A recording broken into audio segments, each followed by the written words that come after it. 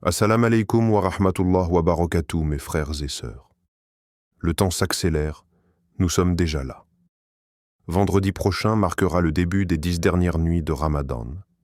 10 nuits où le destin des âmes est écrit. 10 nuits où une seule prière, une seule larme, un seul instant de sincérité pourrait effacer toute une vie de négligence.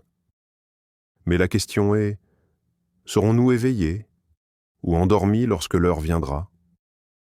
Avant d'entrer dans ces nuits sacrées, écoutons l'histoire d'un homme qui a compris trop tard. 1. L'histoire d'un homme qui a manqué la nuit de sa destinée. Il y avait un homme, un adorateur sincère. Il priait, il jeûnait, il invoquait son Seigneur. Et pourtant, il était comme beaucoup d'entre nous, toujours convaincu qu'il avait encore du temps. L'illusion du demain, chaque Ramadan, il ressentait cette ferveur. Chaque année, il se disait qu'il ferait plus. Mais pas cette fois-ci. L'année prochaine, oui, l'année prochaine, il serait un meilleur serviteur. Un Ramadan passa, puis un autre. 10 années entières à remettre à plus tard. Mais cette nuit-là, quelque chose changea. Le rêve, ou était-ce un avertissement ? Il se retrouva dans un lieu qu'il ne reconnaissait pas. Devant lui, 2 anges se tenaient, lumineux et majestueux. L'un d'eux ouvrit un livre, le livre de ses actions. Il parcourut les pages avec anxiété. Il cherchait. Où est Laylatul Qadr ? Pensa-t-il. Il savait qu'il avait prié chaque Ramadan. Il avait levé les mains au ciel, il avait récité, invoqué, supplié. Mais il ne la voyait pas. Son cœur se serra. Ses mains tremblèrent.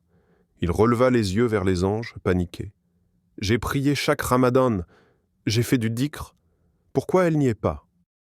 L'un des anges le fixa avec une douceur empreinte de gravité.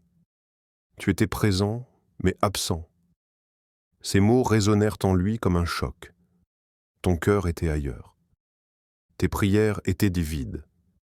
Et chaque année, tu te disais, demain, l'année prochaine, plus tard. Son âme s'effondra sous le poids de ces paroles. Le réveil trop tardif. Il se réveilla en sursaut, le souffle court, le front en sueur. C'était un rêve. Mais était-ce seulement un rêve ? Son cœur battait fort. Il savait. Il savait que c'était un avertissement. Cette année-là, il prit une décision, ne plus attendre. Il voulait se rattraper, prier avec un cœur sincère, saisir la nuit du destin. Mais avant que la dernière nuit de Ramadan n'arrive, son âme fut rappelée. Et nous, où en sommes-nous ? Mes frères et sœurs, combien d'entre nous vivent avec cette illusion ? Combien d'entre nous repoussent toujours leur engagement envers Allah ? Combien d'entre nous pensent que nous avons encore du temps ? Mais la vérité, c'est que nous ne savons pas. Allah nous appelle encore et encore. Et repentez-vous tous devant Allah, ô croyants, afin que vous récoltiez le succès. Sourate An-Nour 24-31. Mais, si nous ne le faisons pas maintenant, qui nous garantit un autre Ramadan ? 2. Pourquoi ces 10 nuits sont-elles les plus précieuses ? Regardons la sagesse divine derrière ces nuits. Pourquoi ces 10 dernières nuits surpassent-elles toutes les autres ? Pourquoi Allah, dans son infinie sagesse, les a-t-il élevées au-dessus du reste de l'année ? Pourquoi le prophète Muhammad, paix et bénédiction sur lui, redoublait-il d'efforts comme jamais auparavant durant ces nuits ? Parce qu'au cœur de ces nuits se cache un trésor, une nuit unique, une nuit qui transforme les destinées, la nuit qui change une vie.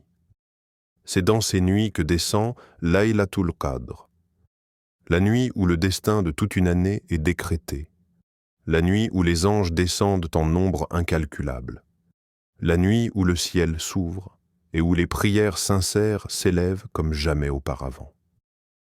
Allah nous rappelle son immense valeur. La nuit du destin est meilleure que 1000 mois. Durant celle-ci, descendent les anges ainsi que l'esprit, par permission de leur Seigneur pour tout ordre. Elle est paix et salut jusqu'à l'apparition de l'aube. Sourate Al-Qadr 97, 3 à 5. Imagine. Une seule nuit qui dépasse 83 ans d'adoration. 83 ans, c'est toute une vie. Et Allah, par sa miséricorde, nous offre cette opportunité chaque année. Un simple instant d'adoration, une prière, une larme sincère, et ton destin pourrait être changé. Combien de fois l'avons-nous laissé passer, mes frères et sœurs? Combien de fois avons-nous laissé ces nuits passer comme si elles étaient ordinaires? Combien de fois avons-nous donné plus d'importance à notre sommeil, à nos distractions, qu'à cette nuit où Allah écrit nos destins? Combien de fois avons-nous laissé cette occasion s'échapper, pensant que nous aurions encore du temps? Mais cette année, et si c'était notre dernière chance? Et si c'était l'année où notre nom était inscrit parmi ceux qui repartiront vers Allah avant le prochain Ramadan? Comment allons-nous vivre ces nuits? Le prophète, paix et bénédiction sur lui, ne se contentait pas d'adorer Allah ces nuits. Il redoublait d'efforts. Il veillait toute la nuit en prière. Il réveillait sa famille, conscient de l'enjeu. Il saisissait chaque instant comme si c'était son dernier. Et nous? Allons-nous nous laisser emporter par la fatigue et la négligence? Ou allons-nous nous lever comme des serviteurs éveillés, prêts à saisir notre destin? Car ces nuits sont une porte ouverte vers l'éternité. Et cette porte ne restera pas ouverte pour toujours. 3. Quelles actions faire pour saisir cette opportunité? Le prophète, paix et bénédiction sur lui, nous a donné une clé précieuse. Celui qui prie durant la nuit du destin avec foi et en espérant la récompense, tous ses péchés passés seront pardonnés. Hadith rapporté par Al-Bukhari et Muslim. Pensez-y. Une seule nuit d'effort. Une seule nuit d'abandon sincère entre les mains d'Allah et tes péchés effacés. Une opportunité unique. Mais comment s'assurer que nous ne la laissons pas nous échapper? Premier. Ne dors pas trop tôt. Chaque nuit pourrait être Laylatul Qadr. Le prophète, paix et bénédiction sur lui, redoublait d'efforts dans les 10 dernières nuits. Il restait éveillé, il priait avec ferveur, il réveillait même sa famille. Et nous? Pouvons-nous nous permettre de dormir sans savoir si cette nuit est celle où nos destinées sont écrites? Chaque nuit, jusqu'à l'aube, pourrait être celle qui change tout. 2. Fais du dhikr et lis le Coran. Si les anges descendent en cette nuit bénie, quelle meilleure façon de les accueillir que par le rappel d'Allah? Récite Surat al-Ikhlas, Al-Falaq et An-Nas. Plonge-toi dans le Coran, car en cette nuit, chaque lettre lue est multipliée en récompense. Et surtout, lis avec le cœur. Lis comme si Allah t'écoutait personnellement, parce que c'est réellement le cas. 3. Augmente tes invocations. Une seule peut changer ta vie. Il y a une invocation que le prophète, paix et bénédiction sur lui, nous a enseignée spécifiquement pour cette nuit. Allahumma innaka afuwun tuhibbul afwa fa'fu anni. Ô Allah, tu es celui qui efface les péchés, tu aimes pardonner, alors pardonne-moi. Imagine, une nuit où Allah efface tout, toutes tes erreurs, tous tes péchés, tous ces moments où tu étais loin de lui. En un instant, tout peut être lavé. Si seulement tu lèves tes mains avec sincérité. 4. Cherche le pardon sincèrement. Si tu savais que c'était ta dernière nuit sur terre, comment prierais-tu? Si tu savais que cette nuit scellerait ton destin pour l'éternité, comment parlerais-tu à Allah? C'est ainsi qu'il faut vivre chaque nuit de ces 10 derniers jours. Ne laisse aucune prière être mécanique. Parle à Allah. Ouvre-lui ton cœur. Laisse tes larmes être ton langage. Car peut-être que cette nuit changera tout ton avenir. 5. Fais la prière nocturne, Qiyam ul-Layl. Même quelques rakats peuvent te rapprocher d'Allah plus que des années de négligence. La prière nocturne n'est pas juste une série de mouvements, c'est une rencontre. Une rencontre avec ton Seigneur, dans le silence de la nuit, alors que tout le monde dort. Allah parle de ceux qui se lèvent quand les autres dorment.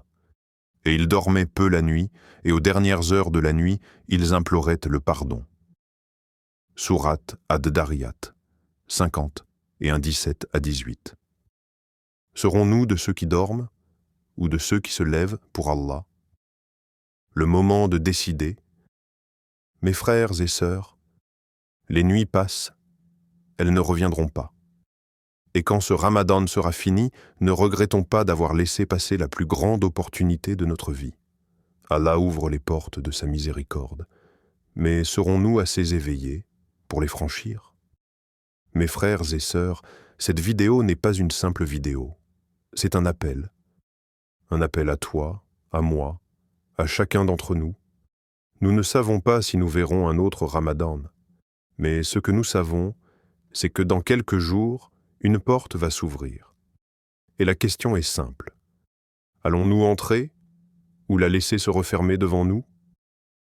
Si tu ressens cet appel dans ton cœur, si ces paroles ont touché ton âme, alors partage cette vidéo, car peut-être qu'elle réveillera une autre âme. Et surtout, fais cet engagement. Cette année, je ne manquerai pas ces nuits. Qu'Allah nous permette d'atteindre Laylatul Qadr, d'être pardonnés et d'être de ceux qui réussissent dans l'au-delà. Amin.